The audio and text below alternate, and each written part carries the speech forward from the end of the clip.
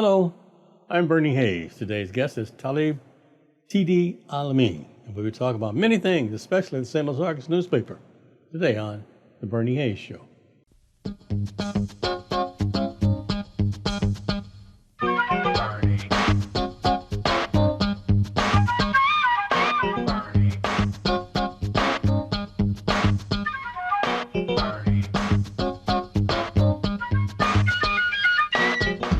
And welcome back. Mr. Amin, welcome, sir. Welcome, Mr. Bernie Hayes. How you doing, sir? Fine. How do you pronounce your first name pronounced, sir? Talib Dean. Talib. Yes, sir. But everybody knows you as TD. As TD, yes. Yes, sir. TD Amin. And he publishes the St. Louis Argus newspaper.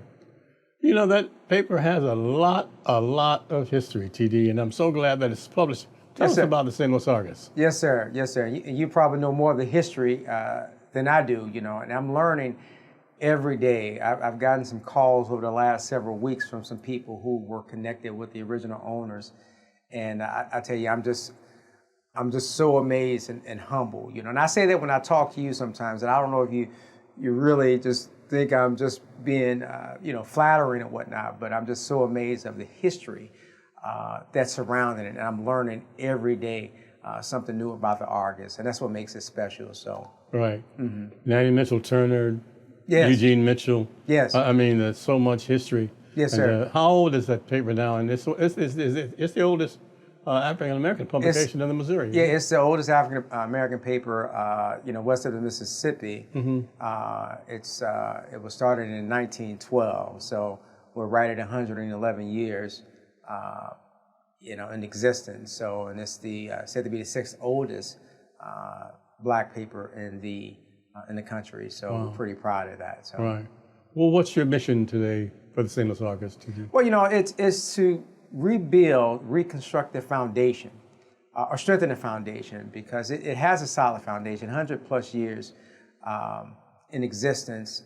And of course, we know the challenges of not just the newspaper industry, but the black newspaper industry. So it's always a fight to make sure that you're getting your fair share, and you're getting your support, not just from the outside of the community, but with inside of the community. So the challenge moving forward is to build the foundation and take us into the next 10, 15, 20, 30 years where, God willing, my great-grandchildren can pick this up like those predecessors from the Mitchell brothers had done. So, yeah, people, can they still get the Argus? I know it's an online publication, but it's still also a physical tabloid? Yes, it's in print. We changed the format over the last several years, where we went from the weekly to the twice a month. And of course, with COVID and other challenges and normal challenges that businesses incur, especially black businesses, we had to scale down. In the process of rebuilding and strengthening the foundation, we had less in the print. So right now where we're at is building that foundation, strengthening that foundation. But we are in print and we are on the web. I'm really proud of where we're going at, because we didn't have a web presence before. We really didn't. So, and you just have to have that. There were some people who may have wanted to go just strictly web and online. I got to hold the paper. I got to see the paper, So I think that you have them both, So, like I said, moving forward, we're going to even more so strengthen the web presence. So, any locations perhaps you can come off the top of your head where one can actually pick up the paper? Well, of course, your Walgreens, your supermarkets. Okay. One thing about the Argus, we try to really get on the inside of the community, the barbershops, the beauty salons, of course, some of your major churches. And if anyone has a location that they would like us to deliver, I have my information where they can just call and we can make sure that they're delivered. So the key thing is making sure that we make it as accessible as possible by getting into these locations where a lot of the people are at. You're going to get your hair cut, you're going to get your shoes shined. So you're going to go into some of the mom and pop stores, and outside of that, you're going to be in libraries. So we're looking to also increase the print increase the print and the distribution. When I came here in 1965, there was St. Louis Argus, St. Louis American, St. Louis Sentinel, and but right now I know the American is still publishing. But I'm glad to see that the Argus is still around. I don't know what's happening with Mike Williams. I think Mike has some issues with publishing the Sentinel and the new Sentinel. That I think he changed the name of it a couple of times for personal reasons. But I'm so glad to see that you're still publishing. Well, Yes, what sir. do you focus on? Is there any particular section you focus on, any particular area you focus on now, or just news in general? No, news in general, but one of the things that I've tried to do is also expand. A lot of times people say that you have to produce and write to where you believe the people are at. And I'm going to tell you, Bernie, they say that our people at a 6th grade or 8th grade level in terms of education, and not just our people, but people in general, I tell you to write from. So, I want to be able to expand. I want to know what's going on in Africa. I want to know what's going on internationally. So we want to be able to begin to slowly integrate some international type of news that I think is relevant. But it's general news. Of course, you want to tackle local politics and things like that, and national and state things that have a direct impact on our local communities. So we pretty much touch it. I think one thing that's unique is, what I want to do more of is take more localized stories. You may cover sports on a national level. Sure. I want to see what a person is doing to Matthew Dickey's. I want to see what a person is doing to Herbert Hoover. I want to cover that 10-year-old MVP in his league. So, and that's what it's really about, a community paper, so with a national reach, so, and a regional reach. I noticed that the color is excellent. Your photographers are doing a wonderful job too. Yes. You had some wonderful columnists coming through there too. So, yeah, it really is. Like I said, once people know that it's there and people understand the history, there's people who are willing to support the effort and give to that and be a part of that growing history and legacy. So I'm really happy about that. I'm happy about the team that we have and that are growing, that are really pushing it. My father used to say, no man is an island. And you realize that. You can only do really so much. And when you begin to bring in great minds, great creative minds, you can really see how that benefits the growth and the strengthening of the foundation of the Argus. So I'm very excited. There's going to be a lot of good things that are happening, and I just tell people to stay tuned to. For those who want to access it online, how could they do so? Well, you can go to www.stlargusnews.com. It's there. You can go to the Facebook page at The Argus STL, and it's also on Twitter at Argus STL. Okay, and they can reach you by what number? And they can reach me directly at 314-398-2587. So you're still doing some studying. I see you at Harris Stowe State University often. What do you study? It started off in urban affairs, and of course over the years, because I would like to say I'm a tenured student. I was there in 1993, and praise be to God, I graduated this past May, and a degree in political science. So, and for me, it was a thing of personal accomplishment and achievement. So I could have just said, well, listen, I'm probably not going to do this in this arena, but it was a message for me that you can start something and finish something, and also for my children, So it was a sense of pride to complete that and to be an official Harris Stowe State alumni. I also noticed that you had a son who celebrated a birthday recently. Oh yeah, definitely. I want to send a shout out to my son, Miles Bastain, who's in the military. He's in the United States Navy out there in Washington. So great kid. I had great children. I tell you, Bernie, I'm a wealthy man because I have a great family, great children. So I'm proud of them. So Tell us about the wife and children. Sir. Tell us about the wife and children. Oh, just everybody's doing great. Have 5 wonderful children. Let me take that back because I have 5 children born of my blood, and then I have extended family. So I have my daughter, Brooklyn. She's a nurse. She's graduating with her master's degree in nursing in December. Married to a wonderful man, my son-in-law, Tommy. I have 2 beautiful grandchildren. I have 2 sons that are in the military, Mark and Miles. One is in the Marine Corps, one's in the Navy. I have a son at the University of Houston, Hassan, and then I have my daughter who's a senior this year at Metro High. So, and I also have a younger son, a Titan, who's 10 years old. So, so I'm happy. Like I said, I just, people see, you walk around like you got $1 million. I'm like, don't check my bank account. Just trust me. I'm a wealthy man, just from the love I have for my family and my children. So.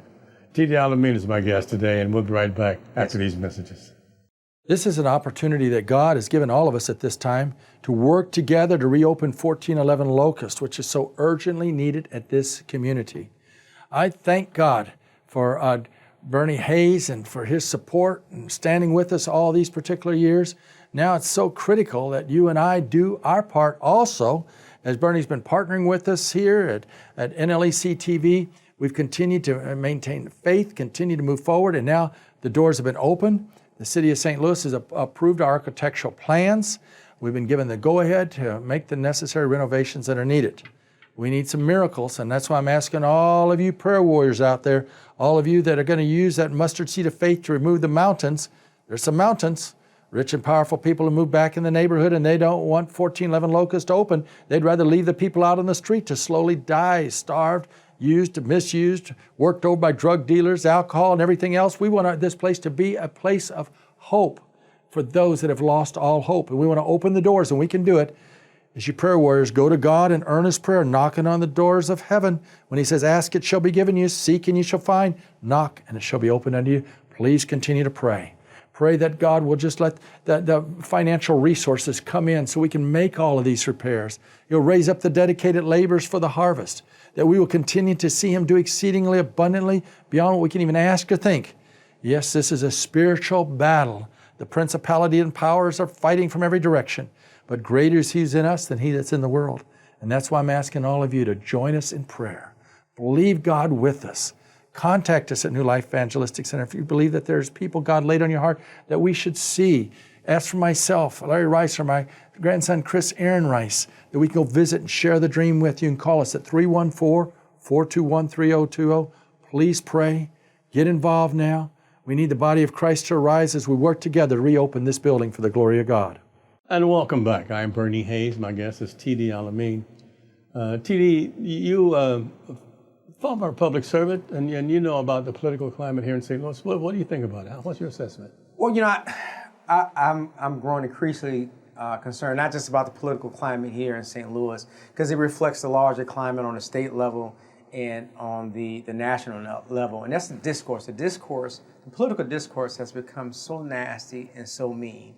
Politics has always been a combat sport, and that's okay, but it was a sport in which it was fought on ideals, right? And competing ideals. And we don't have that anymore, You don't have where you can just talk about the issues and it gets nasty. And that's concerning for me, especially amongst Black elected officials. We've been through so much historically.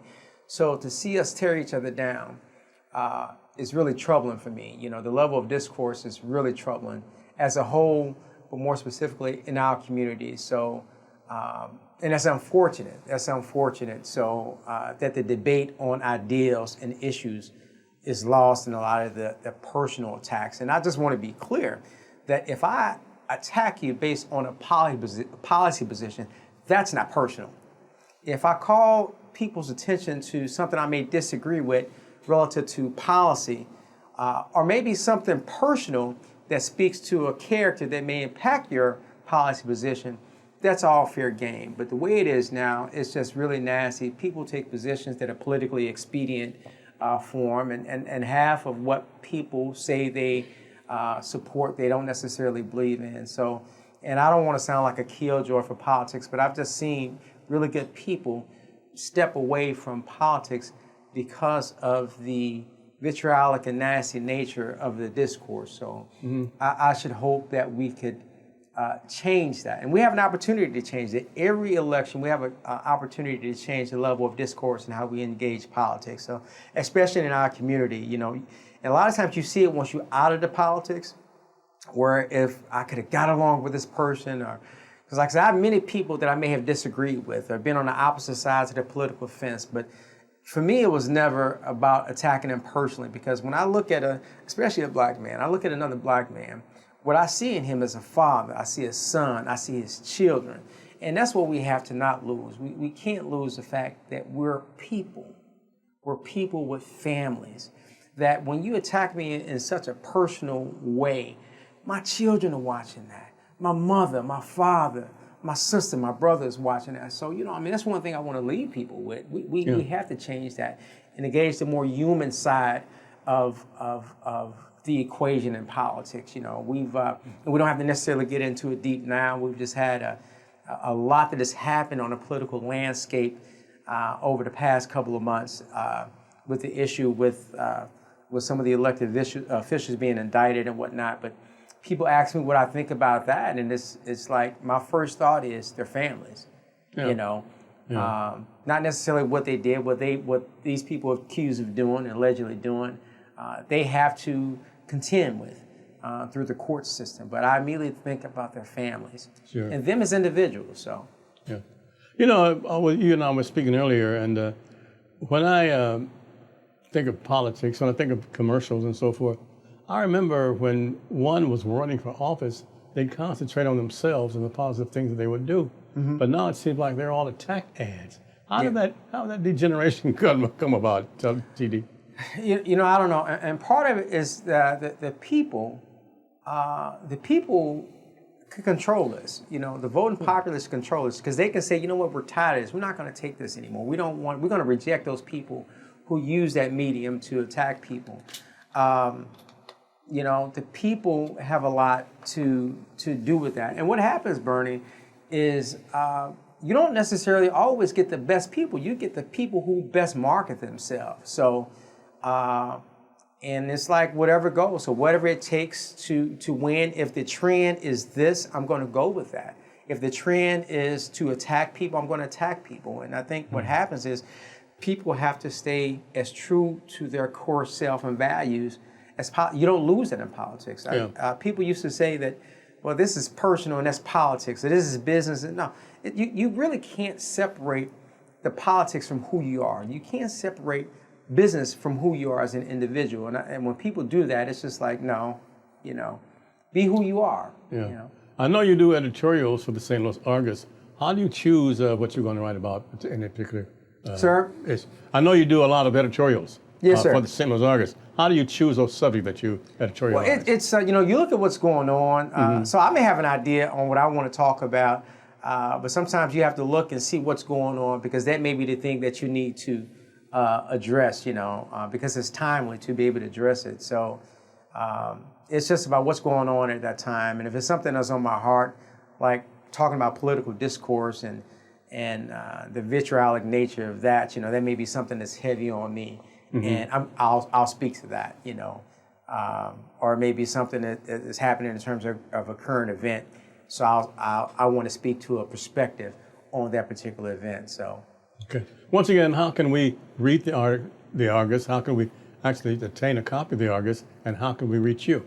Again, you can reach me directly at 314-398-2587. That's a little fast. Right. 314-398-2587. Okay. You can also go to www.stlargusnews.com. You can reach us at Twitter at ArgusSTL. That's ARGUSSTL. And on Facebook at The Argus STL. And send us a message, because we also have a weekly newsletter that goes out. So we're trying to close the gap of information that flows from the Argus, by making sure there's a constant flow of information that you can get through the newsletter, the website, and Facebook and Twitter. I noticed that the newsletter itself is almost a complete publication of the paper. Yeah, yes, sir. Yes, sir. Like I said, we're pretty excited. We have a great team that's working, and you can't do it without a team. You can make some strides individually, but running a publication on that level, it really takes a team and the support of the community. Yeah. So I'm humbled that people still look forward when they say, "Where's the Argus?" The fact is that it's on your mind and you remember the Argus. is really great and motivating for me. How many compartments and departments do you have now? In terms of the paper? Yes. Well, with the paper, especially with outside of publication, you have sales, because what happens is sales, ad revenue drives the paper. It's the oil that makes the paper run. So, so you have sales, you have editorial, your sales and editorial department, and of course your layout. If the paper doesn't get laid out, and shouts out to Jeffrey Connors, who does a great job with the Argus in terms of layout, for me, and it's the optics. Because if it's not looking good, people are not picking it up. It gives it that credibility to be able to have a look, and for it to be put together like that with the graphics and whatnot. Yeah. So. The optics and the graphics are. Yeah, that's the biggest piece. And of course, you have distribution. Those people will be out on the streets, distributing the newspaper. So it looks really great. Yes, T.D. sir. Amin is my guest, and we'll be right back to talk to T.D. Amin after this. There are so many refugees in the world who are seeking comfort and hope. Christians have the source of all comfort and hope in the Word of God as revealed in the Bible. And so when we look at how do we walk alongside people who are experiencing hurting and brokenness and fear and persecution and hatred, Christians have the ability to walk alongside people in that state and give them comfort and hope in all things. In Ukraine, there are many who are experiencing persecution in a way that's really hard to imagine. And New Life Evangelistic Center is committed to walking alongside Ukrainians who are experiencing that persecution. And again, we turn to the Bible for our source of comfort and hope.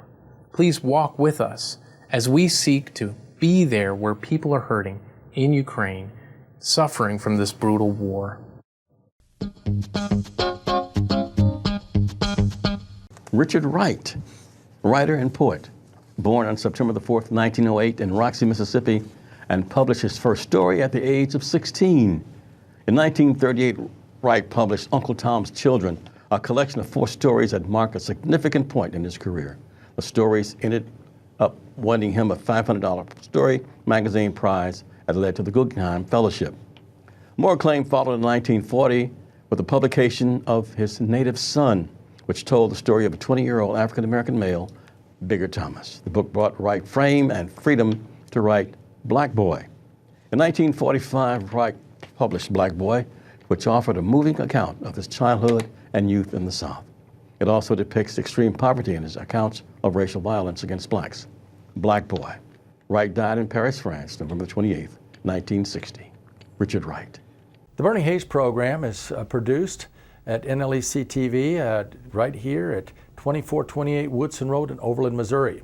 It's our new headquarters since they closed the 1411 Locust building. We're working to get back into that building. In addition to that, trying to help so many people through a wide variety of safe houses, training programs, transportation assistance, so many ways people are getting help because of all of you that are supporting the work of New Life Evangelistic Center. Now, if you'll send a gift of $25 or more, we want to send you this special, the Bernie Hayes Show cup. And we're giving that to people. It's just a way of saying thank you. So when you send your gift, request a cup. We'll be happy to get it off to you.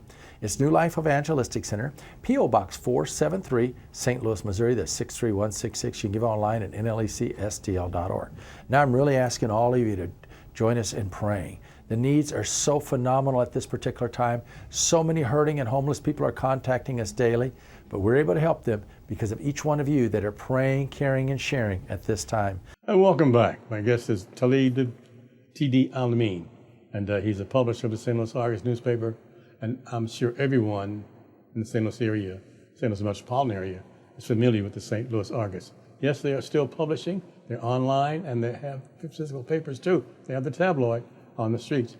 T.D., tell us anything that we haven't talked about that you want to discuss. Well, we were talking offline about just how I got to the point of being, involved in the St. Louis Argus and just journalism. So I had a lifelong passion for writing, whether it was from the school newspaper, writing poetry, just writing ideas. I remember writing a letter to Jimmy Carter, and this was 78, 79, 76, something like, 78, 79, and here I'm a kid just writing because I'm, trying to keep up with politics as an 8 or 9-year-old, I developed even more of a passion. I thought that I would be this Alex Haley. I went to the United States Navy with the thought I would take those experiences from the Navy and write. So like Alex Haley, even though Alex Haley, I believe, was in the Coast Guard. So I went to Defense Information School in Fort Benjamin Harrison because I wanted to write for Stars and Stripes, which was the well-known military paper. So I think David Brinkley had written for them. So it was a prestigious military paper. And I went to the school, Fort Benjamin Harrison, to become a journalist. So eventually I went to the fleet, not as a journalist, even though I went to journalism school because I rejected orders to Adak, Alaska. I'm a kid from North St. Louis, and I get orders to Adak, Alaska. So, you know, with me rejecting that, I went to the fleet. So, but from that, I maintained my love and passion for writing. And so married into a family, eventually my father-in-law, Mr. Eddie Hassan, purchased the newspaper from Dr. Eugene Mitchell, and from there it had went to his daughter, my ex-wife, Fidel Amin, and from that point I had taken over the paper because you didn't want a 100-year history to go. So, you know, give me that 100-year history, and I felt that I could build upon that. So, and that's where we're at right now today. So, you know, a person who's always loved the media in terms of reading the newspapers, reading news. So, and to be a part of this history, I'm tremendously blessed, you know, so to be in a position right now. For those who might have joined us late, tell us again the mission on the St. Louis Argus newspaper. The mission today is the mission as it was yesterday. When the Mitchell brothers started this paper, it was to be able to engage and galvanize the Black community, to be able to have an independent voice and perspective, but also to engage them for political action. So although my thing is not to control people in terms of their viewpoints, it is to be an independent voice to get people to maybe to think and to ask the questions. So, you know, and we try to do that in a positive way. You won't really see the Argus attacking anyone, you know, or engage in news that is just like, that's just negative. You know, you won't see that. I want to be able to highlight what's going on positive in our community. So, you know, if people have a story, I don't care if your grandson or granddaughter or daughter is graduating, they've done something great, or in the Little League or something like that. Hey, let's talk about it. Let's talk about it. That's what we want to be, a community paper that highlights positivity. We have about a minute and a half left, TD. Tell us about the importance of education and continuing that education. Well, it's definitely important. I love to learn. The name talent means student, and I'm a forever student, always open to learn. Training and education, and a brother told me, we have to understand the importance of training and education and what they mean. I tell my children, education doesn't stop at 3:30 when the school bell rings. So we have to constantly be in a state of learning, because there's things that people teach us to be able to train us to be able to operate in society, and there's education that's set to really elevate us to where we can build our communities and build our families. So one, it's important to understand the difference between the two and understand that there's no limit. We're not limited by what the institutions give us, but we ourselves have to go out there and learn that the institutions are not teaching us to be able to edify our own positions in society. So okay, we're out of time, but I wanted to ask you about the critical race theory too, but perhaps that'll be for our next time. Theory of history, it's just history, man. It's nothing theoretical about what has happened throughout history. Right? So, you know, Thank you. Thank you, TD Amin. Appreciate you very much. And I want to I want to thank Dr. Kai Horn. I want to be able to shoot her out, and the wife. And I didn't, say that, so I want to thank her for all of her support. That's wonderful. TD Amin, publisher, editor, St. Louis Argus newspaper. I'm Bernie Hayes, and we want to thank you for viewing us. And please, if you're not vaccinated, please stay safe. Keep others safe too. See you next time on the Bernie Hayes Show.